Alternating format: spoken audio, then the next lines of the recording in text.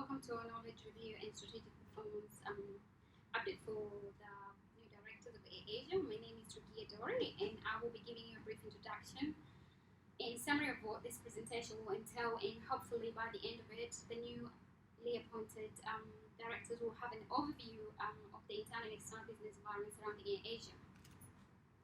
We believe the most significant findings from this report are the airline industry is reflective of the current economic climate, with economic downtime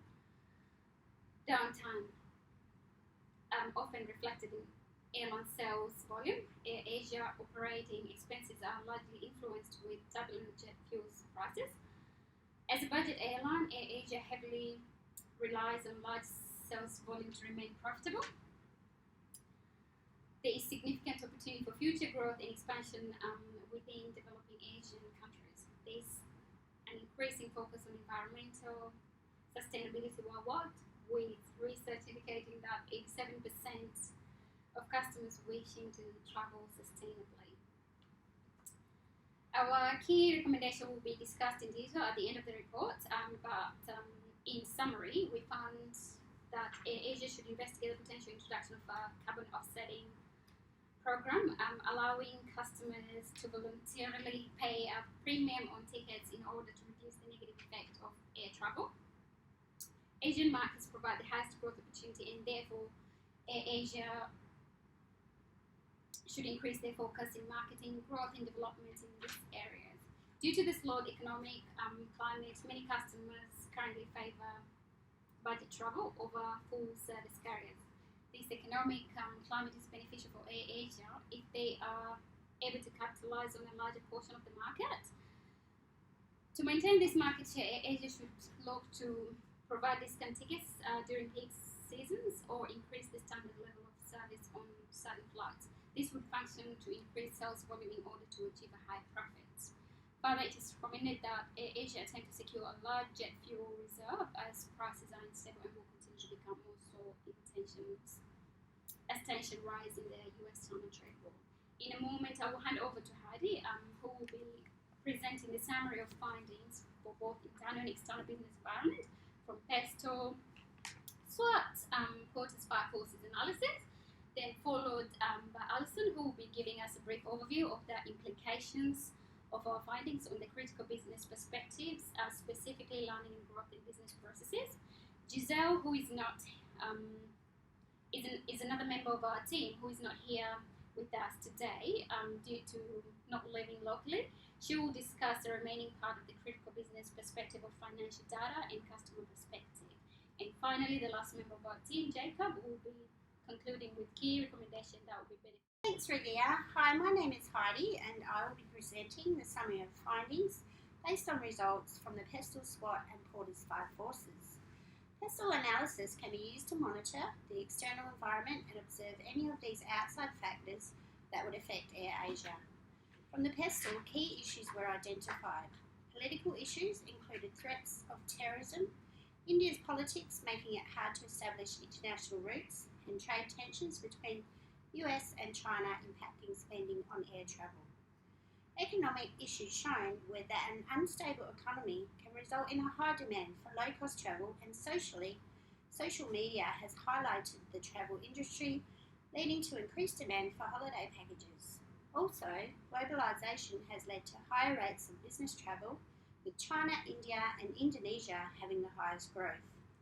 Technology has allowed for upgrades of aeroplanes and the development of a mobile app, making it even easier for customers to book flights in the comfort of their own home. Environmentally, more and more passengers are looking to reduce their carbon footprint. SWOT analysis highlighted AirAsia's strengths, weaknesses, opportunities and threats. Strengths demonstrated how AirAsia was able to be established as a low-cost carrier due to measures such as high aircraft utilisation, no frill service, ticketless airline and the use of secondary airports in the point-to-point network. Passing an internationally recognised safety audit is also a major strength due to safety being an important issue for travellers. Weaknesses show that there is a vulnerability as high volume of sales are needed but could be reduced due to competitors using tactics to induce customers. Outsourcing of maintenance ensures no control over the process, and cyber risks can occur due to this outsourcing. Opportunities for AirAsia include transferring 9 digital services into Redbeat Ventures, ensuring that there is other income from ancillary streams and not being reliant on just airfare income. Threats include the price of jet fuel, as the higher the cost, the more it eats into AirAsia revenue, ultimately affecting profit.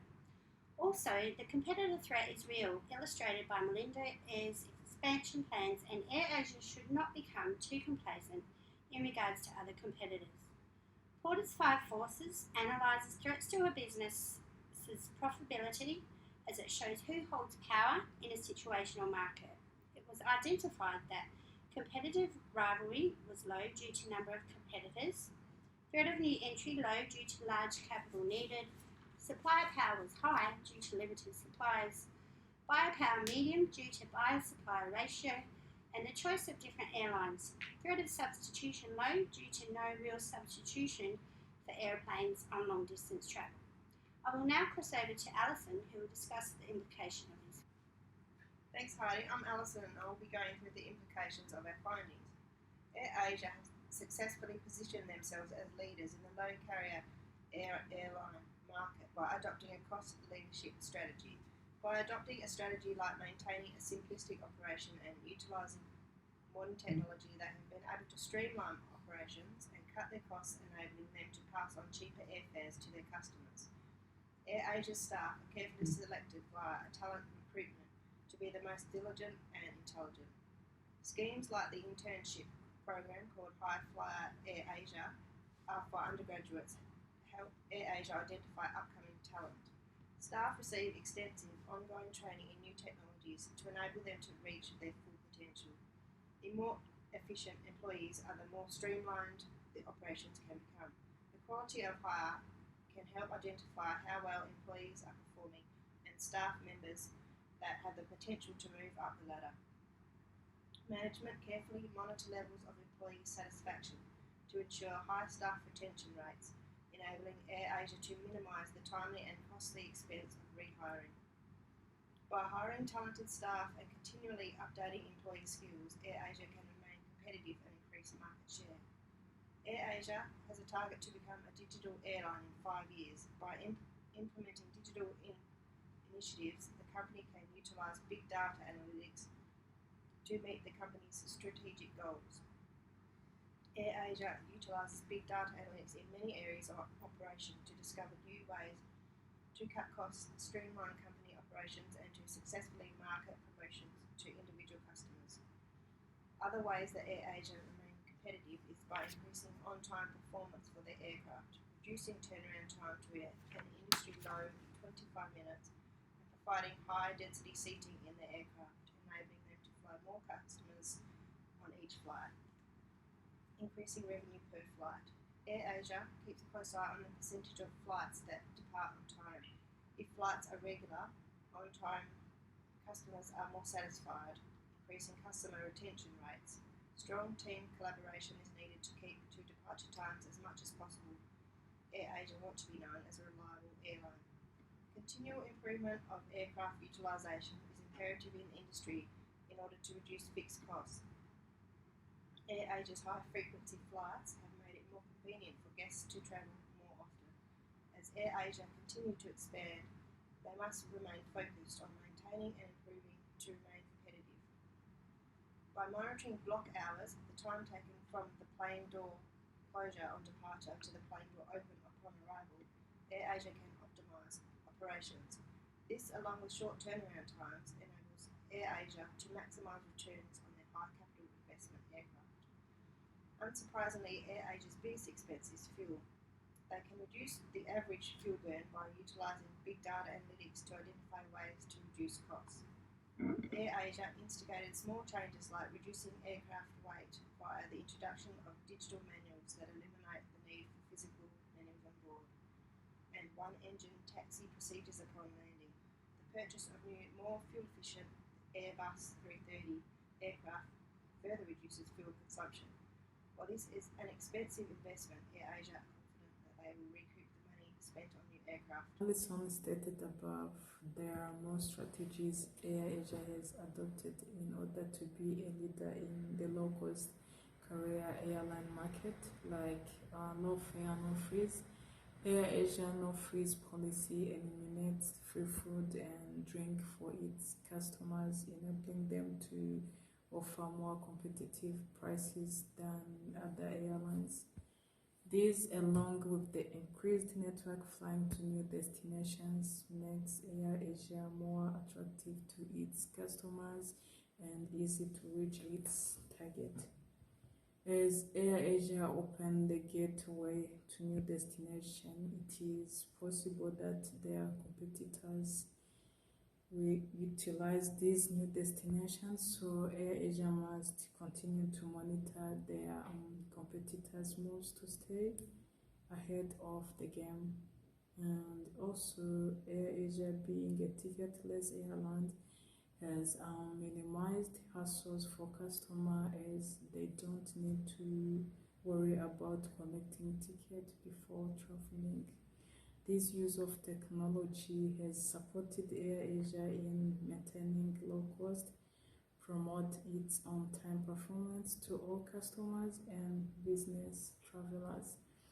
Maintaining simplicity is another strategy that AirAsia has adopted through enhancing technology by creating some applications that improve and simplify customer experience. For example, AirAsia has started a guest-obsessed approach in order to look after its customers' needs and reach maximum customer retention rate. They do this with the aid of technology, which enables them to answer queries and speed up response time.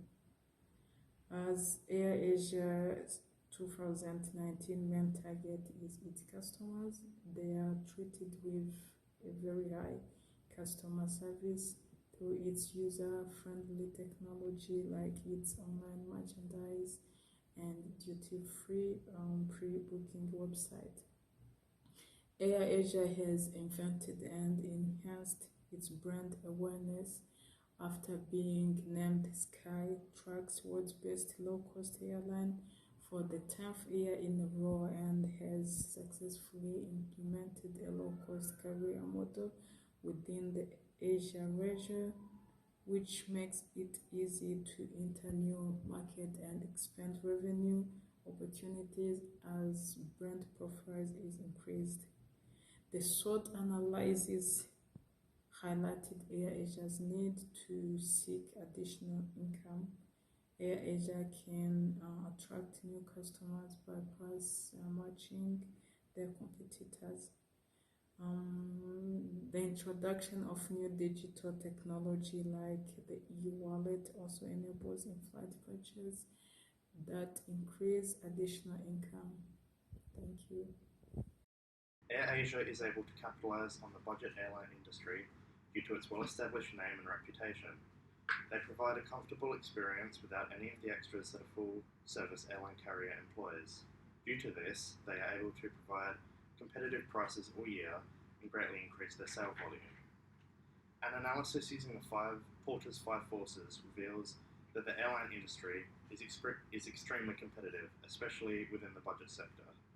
This is primarily due to ticket prices being the largest deciding factor in customers deciding between airlines. Budget customers expect the basic service and therefore do not compare airlines based on their food or amenities. This removes the competition of the major full-service airlines. For AirAsia to remain competitive within this sector, they need to provide the cheapest ticket they can and undercut their competition wherever possible. Although the competition within the existing industry is extremely high, the threat of new competing airlines entering the industry is extremely low. Due to the capital requirement of starting a new airline being exceedingly large, it is very difficult for new startup companies to get a foothold within the market. Even if they could afford to purchase some planes, they could not afford to offer competitive ticket prices. AirAsia also has the ability to crush new entrants by reducing the ticket prices to unachievable lows. All airline companies purchase vehicles from one of two suppliers. Airbus or Boeing. Both companies provide an exceptional product, providing clients with cutting-edge technology and innovation. AirAsia currently has a contract with Airbus, which is not likely to change. Airlines commonly do not switch between suppliers due to financing companies providing favourable credit loans to long-term contracts with a single supplier. The suppliers have a lot of power in this relationship, as there are very few suppliers in relation to the number of customers.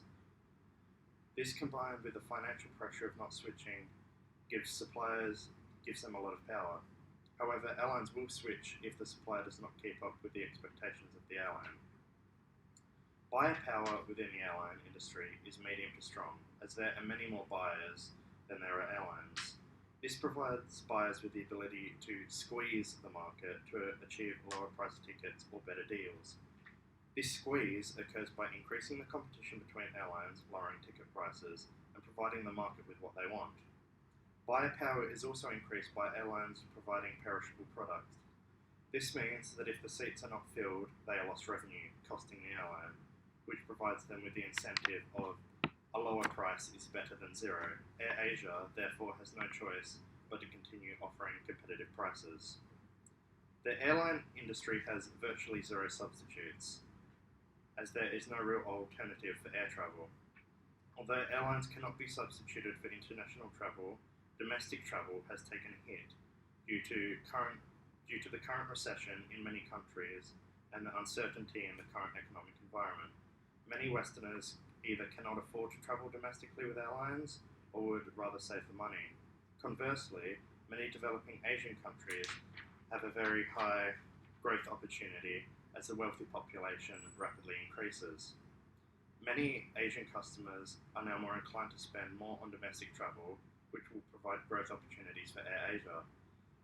There is a growth in eco-conscious consumers, which provides AirAsia with the opportunity to capitalise by creating a carbon offsetting program. This will attract a large portion of the market, and that may be opposed to flying due to environmental impacts.